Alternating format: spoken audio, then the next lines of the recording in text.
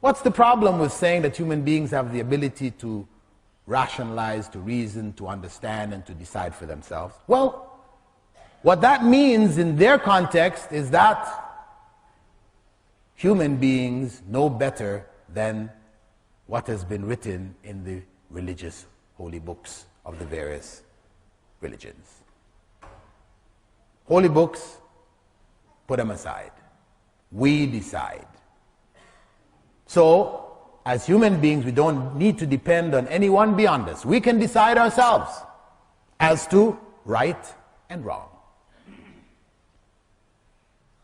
Well, isn't that true? Can't we decide personally what is right and wrong? Well, let's look at it this way.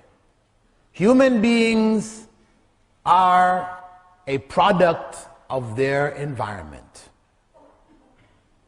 We are born same way as the Prophet ﷺ said, كُلُّ مَوْلُودٍ يُولَدُ عَلَى الْفِطْرَةِ. Every child is born with a natural inclination to believe, to worship Allah, to submit to Allah. This is our nature. However, أَبَوَاهُ يُهَوِّدَانِ أَوْ يُمَجِّسَانِ أَوْ يُنَصِّرَانِ. But his parents will turn him into a Christian, a Zoroastrian, or a Jew. It is the environment. The parents represent the environment it is raised in. They will change that nature. So the person is a product of his environment. So when he sits down to decide what is right and wrong, he does so based on how he was raised. So you can't trust his reasoning. It is not foolproof. It's not to say that you can never find anything right. No, you can. But you can't trust yourself to find what is right every time. That's why Ali ibn Abi Talib had said, if the religion were based on reason and logic, human reason and logic, then we should wipe the bottom of our socks and not the top. But I saw Rasulullah sallallahu alayhi wasallam wipe the top and not the bottom.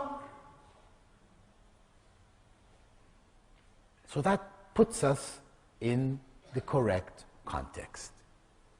We follow revelation. Revelation decides. Just to give an example of how human beings can go astray with the best of intentions. In the Constitution of the United States of America, written in 1787, 600 plus years ago, or was that 300 plus years ago, it states there, Article 1, Section 2, and you can still go to Washington and go and read it. Article 1, Section 2. It is called the 3/5 Compromise. What was the 3/5 Compromise? The 3/5 Compromise stated that black men, non-white Americans, black men, were to be counted as 3/5 of a white man.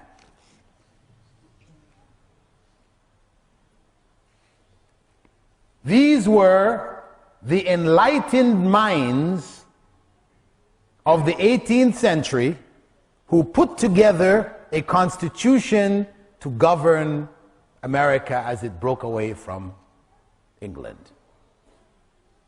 That's what they concluded. So it means most of us here would be considered 3/5 of Europeans, white men. And that is in the Constitution till today. Of course, they canceled its operation. They don't use it anymore. They've amended it. But that is the origin. That is what human minds came to. The reality is that those who wrote the document were raised in a society in which black people were slaves. who had no rights. They were bought and sold like cattle. But they understood that they were something of human beings. But obviously not on the same level as white human beings. So, for the purpose of voting,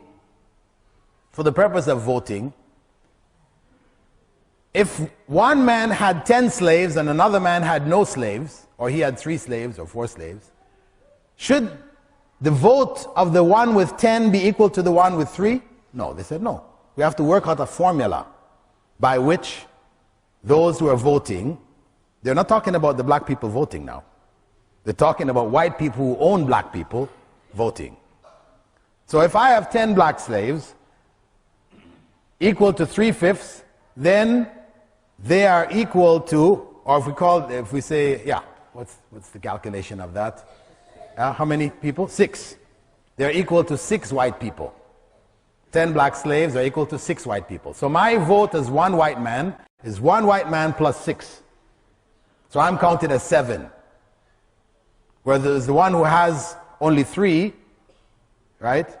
He was counted as 1 plus 1. Or 2. He's given 2. He has himself plus 2 more additional votes. He's counted as 3 votes. So this was a formula. They call it the 3/5 compromise. We have to compromise on this issue here. Come to some agreement on it. Okay? So what do we say today? This is what? This is racism.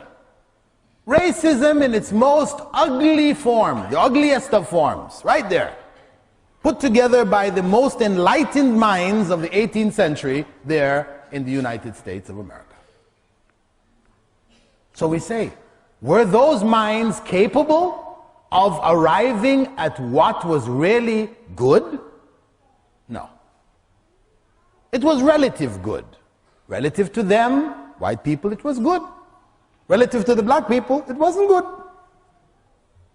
So, that is why, as Muslims, we don't trust people to decide. We let Allah, who has no interests, He has no influence. Nobody can influence him, say, well, okay, help us out. We are Egyptians, make the law on our side. No. We don't have that.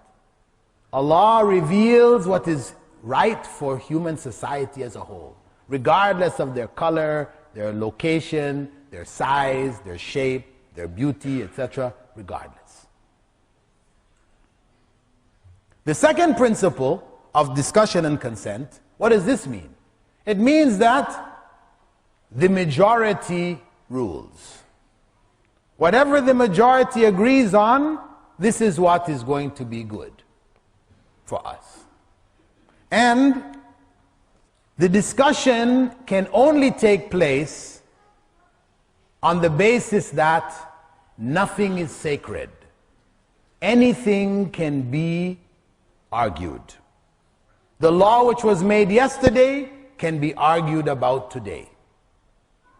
The law which is made today can be argued and changed tomorrow. Meaning what? No stability. No stability. No stable moral principles. These principles are changeable from time to time. And this again is the difference. The Sharia, what Allah has revealed, there is no change. What Allah said was haram is haram until the last day of this world. Human beings cannot get together and decide, no, it's not haram now. No. Times have changed. We're in a modern world. Our needs are different. No. What is haram remains haram until the last day of this world. That is the difference. But this doesn't mean that Muslims don't have any principle of mutual consultation, shura, which Allah speaks about. وَأَمْرُهُمْ شُورَى بَيْنَهُمْ. Islam recognizes that rule of the society should be done with mutual consent of people of knowledge, not anybody because he has money or he has good looks or whatever, he becomes the decision maker No.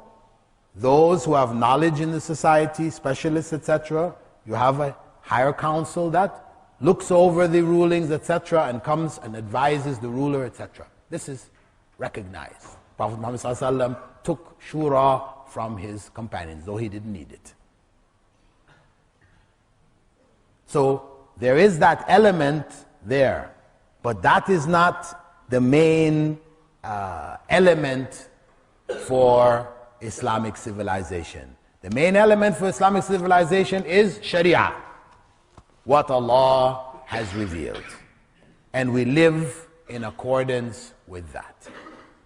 So any globalization principle, which means giving that up, that is the basis now of the clash of civilizations.